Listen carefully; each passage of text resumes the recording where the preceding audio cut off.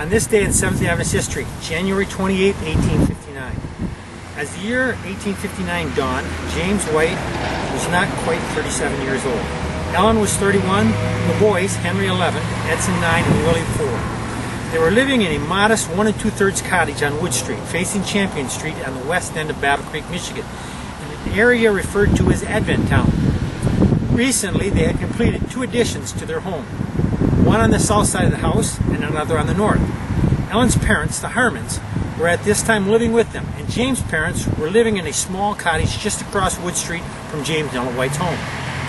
The Whites had 2 helpers living with them at this time also, Jenny Frazier and Adelaide Patton. They were to help with the burdens of housework and also to care for the boys when James and Ellen were gone preaching and holding conferences. The Whites, along with John and Mary Loughborough and their 10-month-old daughter, are going to go on a 3-week-long preaching tour, ending with a conference at Wright, Michigan, commencing on January 21. They started their journey on the 7th of January, a bitterly cold Friday, but they had an appointment on Sabbath at Otsego, so they could not delay. James was not with them. He had been held up with the work at the review office. Traveling in those days was by carriage and sleigh, not with the warmer comforts of a train.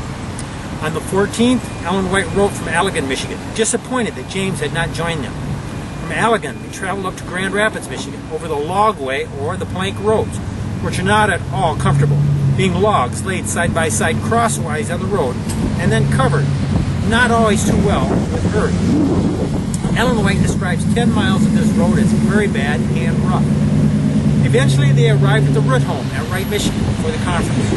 Mrs. White is feeling homesick for her husband, who never was able to join them on this trip. The conference was a success, and the group started back home, passing through Grand Rapids and stopping at the William J. Hardy home, just south up there. They finally arrived back home on Wednesday. On this day, Friday, January 28, 1859, Ellen White writes in her diary what a privilege it was for her to sit down at a noon meal with her husband, her husband's parents, her parents, and the boys at their home. Life was hard for this mother of 3.